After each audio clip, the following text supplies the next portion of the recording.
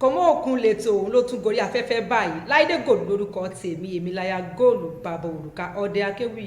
Ẹ kú ijọ́ mẹ́ta gbogbo ẹ̀yin èèyàn wa. Gbogbo wọn ń gbọ́ nǹkan tèmi tiẹ̀ ń wò tí mo wò pé ká gbé yẹ̀wò lénìí ni pé ọ̀rọ̀ òṣèlú ó ń jà ràn-ìràn báyìí o. Mo wá wò ó mo fojú inú wò ó pé ó yẹ ká kọ́kọ́ ṣiṣẹ́ ilé náà ká tó ṣe tìta. Ọdẹ akéwì máa dé o. Àwọn ẹ̀yà kan wà tí wọ́n sọ pé àwọn tó fẹ́ padà wá.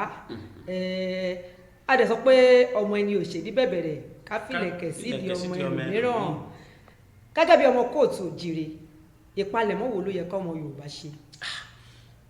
Ẹ wò ó èrò tèmi rè bó ti wulẹ̀ kí àbíkú ó dàyẹ́ ẹ̀ láàmú tó má lọ má ni ó sọ má lọ mọ́ kò ní pé ọmọ wà máa ń gbà tí òbí mi ṣe jẹ́ ká ṣiṣẹ́ ilé ká tó ṣe tòde ṣáwò ká wo tẹni ti wá tí pẹ́ ẹ̀ bá kà ọ̀dà lọ sí ẹ jẹ́ àgbàgbé ọ̀rọ̀ ọ̀tẹ̀ àbí wọ́n ní ẹ jẹ́ àṣèlú kógúnrégé ká ṣàpérò ẹnìkan ní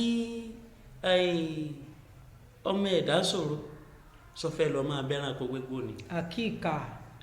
ẹ jẹ́ àwọn ẹni tí wà tó bá lè ṣe ká dìbò fún un ká gbàgbé ọ̀tẹ̀. ìyẹn ni pé ká fọ̀tẹ̀ lẹ̀ kárò ti Yorùbá. àbí bí ò ṣe lè bọ́ máa lọ kékeré má bọ́ mọ́ wa lọ́wọ́ kó máa ń ní àwọn ẹnìkan wà tó jẹ́ pé ìtàn oríṣiríṣi ni wọ́n máa pa wọ́n á ti gbàgbé pé kíní wa ni. ẹ mọ̀ pé tí ó jẹ ogúnkógún ìtànkítàn ni ó pa kó mọ̀ òkun ọ̀rọ̀ yẹn gangan ni mo fẹ́ kẹ́ fàyọ Ọdẹ akéwì.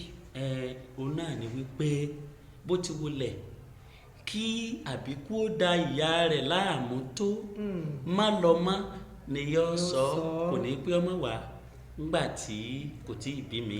ìyẹn kò mọ òkun o pẹ̀tẹ̀pẹ̀tẹ̀ ni ọ̀rọ̀ yìí o ẹni tó bá tabà kó má fi ṣèbínú rárá kó tún bẹ̀ ṣe nítorí gbogbo wa náà ẹnì kọ̀ọ̀kan wa là ń wò pé èyí dá èyí ò dá ṣùgbọ́n jẹ́ ká jọ ṣe àpérò ẹni tá a ní ò dá gan-an tó bá yẹ pé òun gan-an ni Ọlọ́run sọ pé kó wà bẹ́ẹ̀ ńkọ́ àti pé tí a bá ti ń wo nǹkan ká máa tún wo ti ẹ̀yà wa náà mọ́ ọmọ kóòtù òjìrè Yorùbá ronú o gẹ́gẹ́ bí orin olóògbé Ubat Ògúndé kò mọ òkun lẹ́tọ̀ ètò ni kò mọ òkun ó dàbọ̀.